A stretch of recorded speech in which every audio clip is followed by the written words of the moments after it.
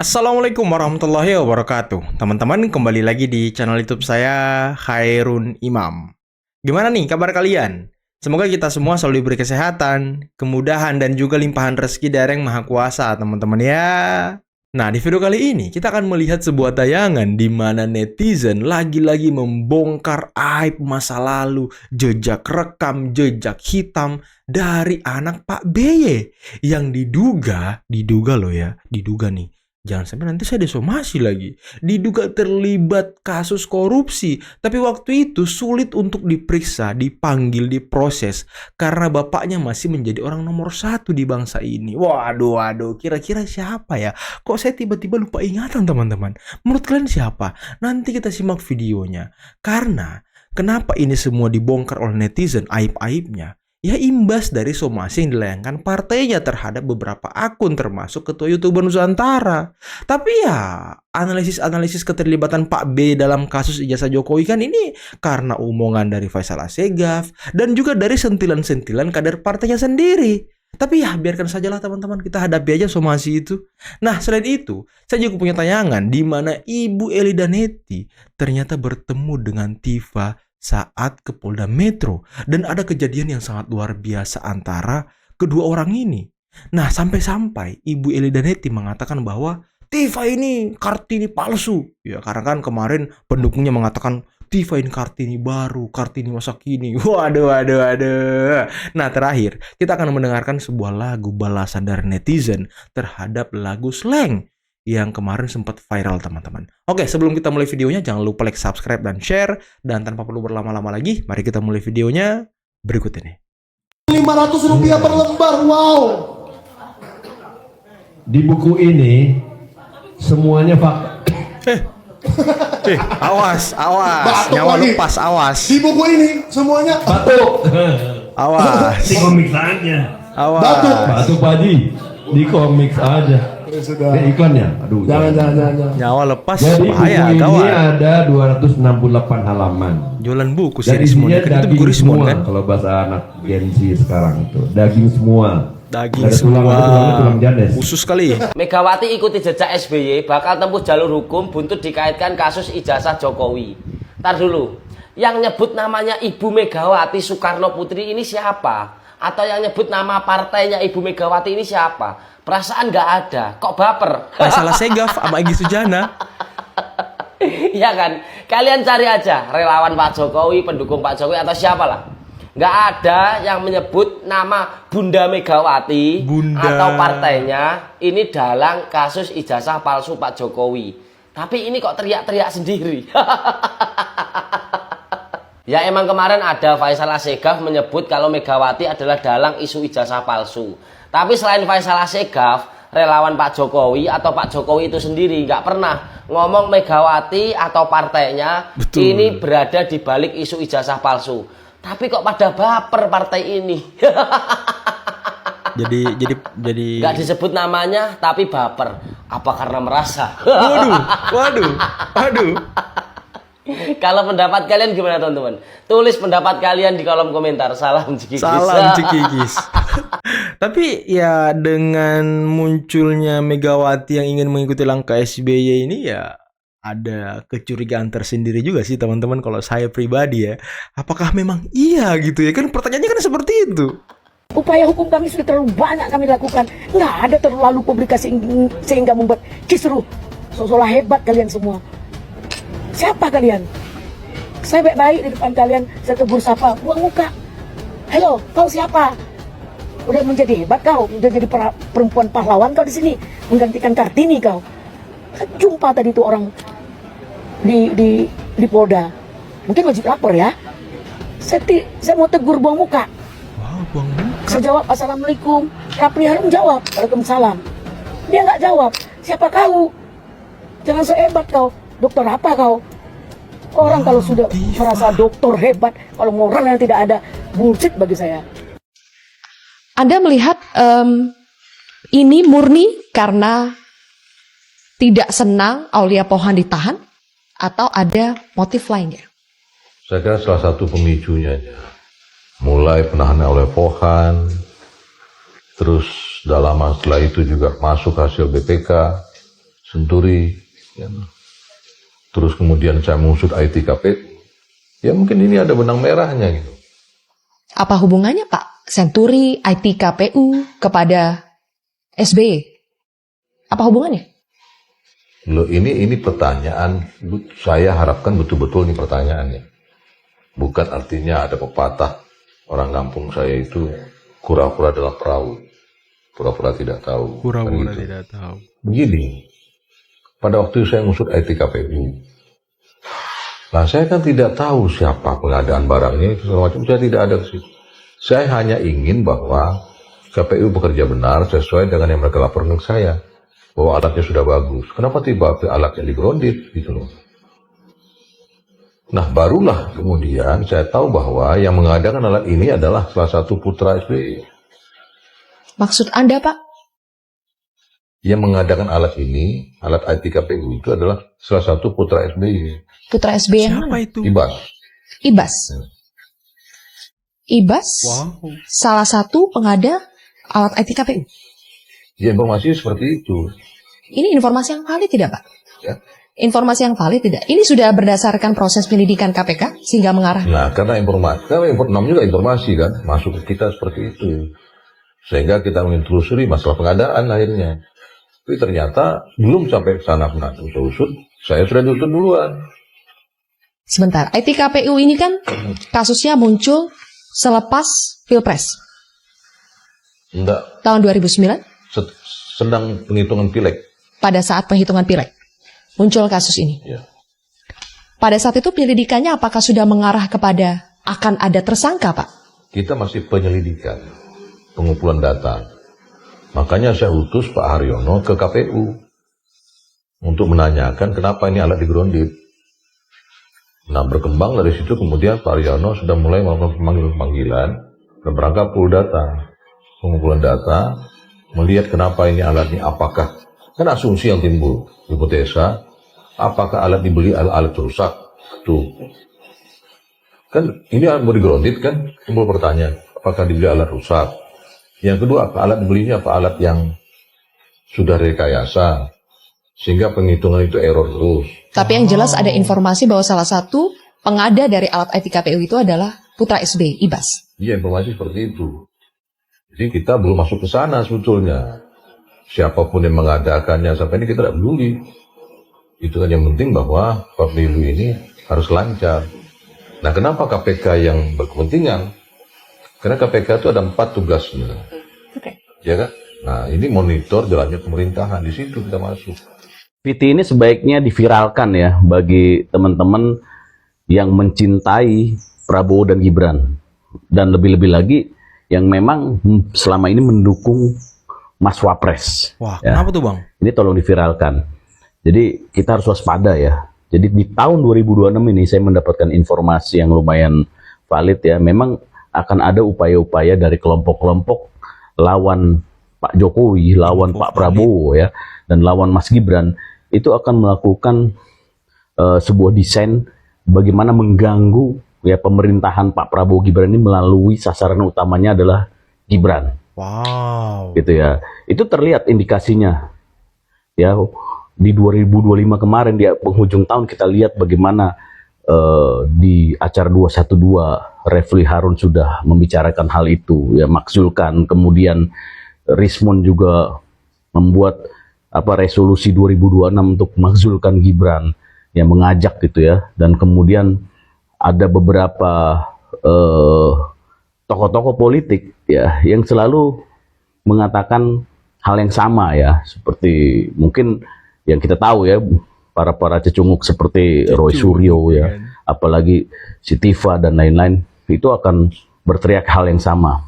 Dan saya mendapatkan infonya nanti titik poin yang paling penting adalah ketika pengadilan ya akan berjalan ya, pengadilannya ijazah palsu ya, orang-orang tersangka ini akhirnya dijebloskan ke penjara. Nah, momen itulah yang akan juga sedang disiapkan oleh mereka untuk mengajak people power, mengajak masyarakat luas untuk semakin membenci terhadap pemerintah gitu ya.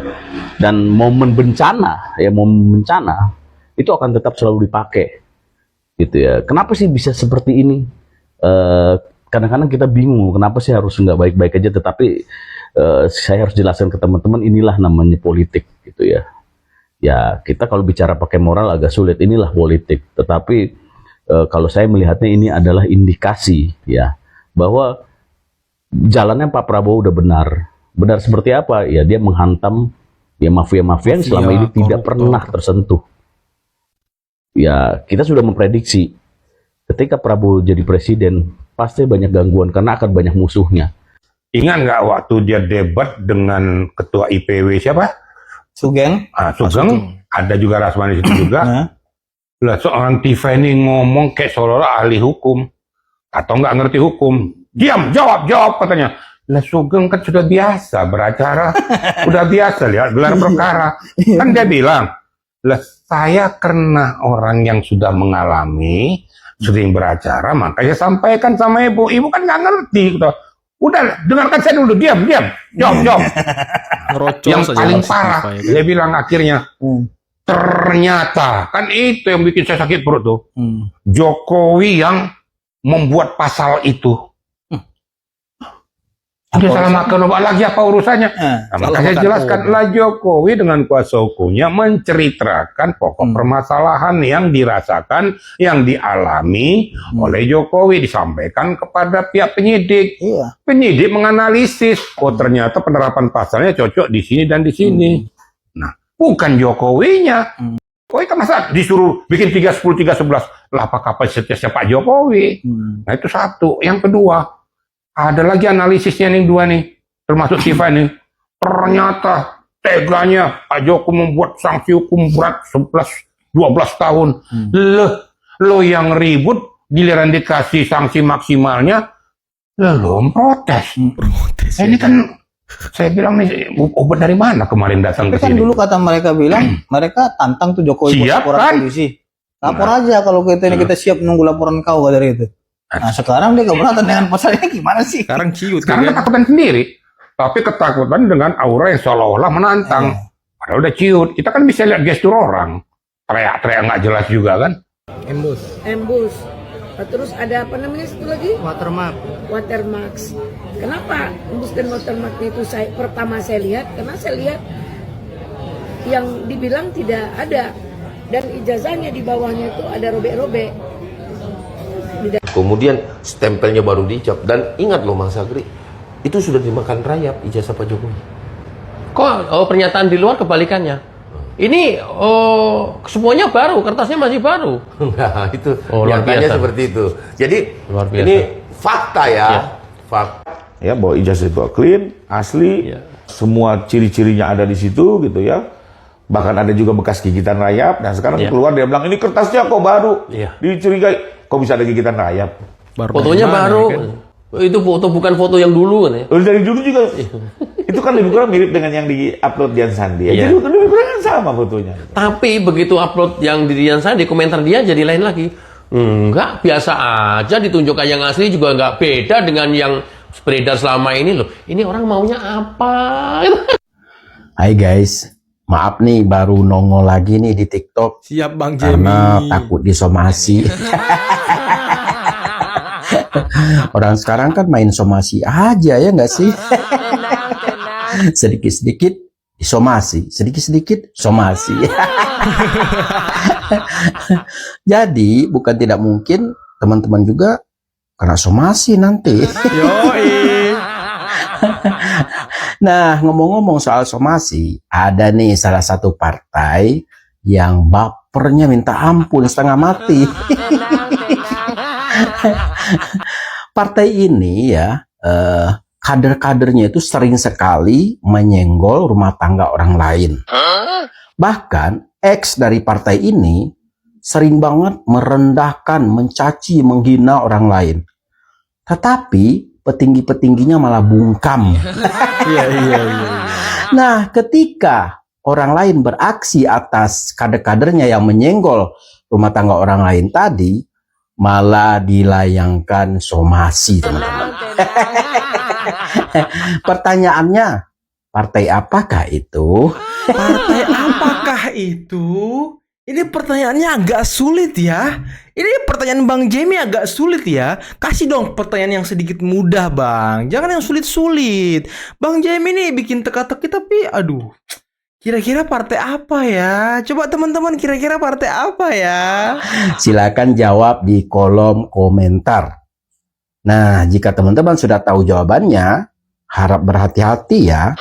Jangan-jangan teman-teman juga kena somasi nanti. Aduh, bahaya ini. Tenang. Wih. Gitaris jadi komisaris. Waktu dapat kursi komisaris, mulut manis, badan disiplin.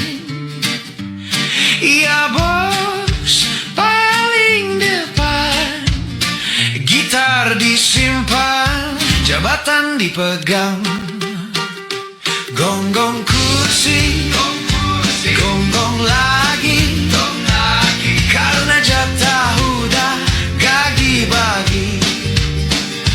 Dulu Cina jaga tuannya, sekarang galak minta jabatan. Waduh, keren. Tanya ini soal nurani, banyak katanya demi independensi, tapi begitu kursi diambil, suara keras, muka sipit nyengir. Gonggong kursi, oh, gonggong lagi, oh, karena posisi gak dikasih lagi, oh, setia selama masih kebagian, lapar dikit langsung menyerang. Dulu teriak soal perubahan, naik panggung bawa-bawa perlawanan, sekarang sibuk hitung jatah makan, asal aman semua dimaafkan. Hey, bukan soal gitar atau lagu, ini soal kursi yang dulu buatmu. Asik. Gonggong kursi, gonggong lagi, jabatan habis, idealisme pergi. Oh, dulu manggung lawan tirani, posisi nggak dikasih lagi, oh, setia selama masih kebagian, lapar dikit langsung menyerang. Oke teman-teman, itulah tadi beberapa video yang bisa kita simak, yang bisa kita saksikan pada kesempatan kali ini. Dan gimana menurut kalian tentang video kita di awal tadi? Kawan dari Michael Sinaga, namanya Michael Sinaga kan, yang dari Sentana itu. Dan di sampingnya saya kurang tahu namanya teman-teman. Tapi orang itu, Pak Tua itu, menjelaskan mengenai buku Gibran Endgame. Nyaris hilang nyawanya, batuk-batuk lah, keselek lah. Ini sepertinya sekarang ini banyak kasus terjadi ketika ada yang menjelek-jelekkan Pak Jokowi, ada yang menjelek-jelekkan Mas Wapres Gibran, dia keselek, dia susah nafas. Roy Suryo kayaknya sudah 2 kali apa 3 kali gitu, ketika menyentil Pak Jokowi, menjelek-jelekkan Pak Jokowi, keselek, hampir lepas nyawanya. Tadi Pak Tua lagi tuh, waduh, ini hati-hati kalian ya. Nanti ada karma-karma instan yang menimpa. Waduh, karma instan enggak tuh. Dan tadi penjelasan Bung Antasari Azhar, waduh, luar biasa ya. Saya jadi shock dan nggak tahu harus berkata apa lagi teman-teman mengenai penjabaran dari mantan ketua KPK ini. Ya, saya nggak mau banyak berkomentar. Saya tidak mau banyak berspekulasi teman-teman. Saya agak-agak takut sekarang nih. Tapi nggak takut juga sih, cuman agak hati-hati. Nanti disomasi lagi saya. Waduh, bahaya ini. Nanti demokrasi kita katanya dikekang ya kan. Kalau kata Roy Suryo sih tidak negarawan ya kan. Waduh, siapa yang tidak negarawan nih? Nah, mungkin kalian masih ingat teman-teman ya, Faisal Assegaf ini kan selalu berkuar-kuar di TV kalau Pak SBY terlibat, Pak SBY harus bertanggung jawab. Ya kan? Megawati juga terlibat, Megawati bertanggung jawab. Nah, selama ini yang menyebutkan nama Megawati itu kan Faisal Assegaf, kemudian ada Egy Sujana yang menyebutkan ada sayembara 16 miliar. Ya orang-orang itu yang harusnya disomasi. Kemudian ada Roy Suryo yang katanya pernah menyerahkan buku Jokowi White Paper kepada Pak BY dan Pak BY tersenyum ya kan. Kemudian kata Roy Suryo ada pesan dari Pak BY cuma nggak bisa dibongkar dan dibocorkan sekarang. Nah ini kan clue-clue yang akhirnya disusun. Kemudian ada kader-kader partai Pak BY yang kemudian menyentil-nyentil Pak Jokowi yang terakhir di DPR. Ya, dan orang-orang yang mendukung Roy Suryo ini mantan kader partai Pak BY juga, ada Denny Indrayana, ada dan lain sebagainya teman-teman. Banyak gitu. Jadi ini puzzle-puzzle yang disusun netizen, yang disusun oleh pendukung Pak Jokowi, YouTuber Nusantara yang kemudian menghasilkan sebuah analisis bahwa ya sepertinya dugaannya ya Pak BY terlibat. Ini kan masih dugaan. Dan ya gimana menurut kalian teman-teman? Saya sih agak gimana ya? Agak bingung. Dan tadi kita sudah diwakili oleh Bang James Willow mengenai ungkapan hati mengenai somasi dari Pak BY, somasi dari partai Pak BY. Tapi ya udahlah, biarkanlah itu menjadi bumbu-bumbu dalam demokrasi kita teman-teman ya. Kita jalani saja tanpa berkuar-kuar seperti Roy Suryo ya kan, yang katanya dikriminalisasi lah, yang katanya dibungkam lah, yang katanya Pak Jokowi tidak negarawan lah. Tapi kok ini manusia-manusia ini selalu menggunakan standar ganda teman-teman. Ya udahlah. Mungkin cukup sekian dulu video kali ini. Jangan lupa like, subscribe, dan share videonya. Akhir kata, billahi taufiq wal hidayah. Assalamualaikum warahmatullahi wabarakatuh. Bye-bye.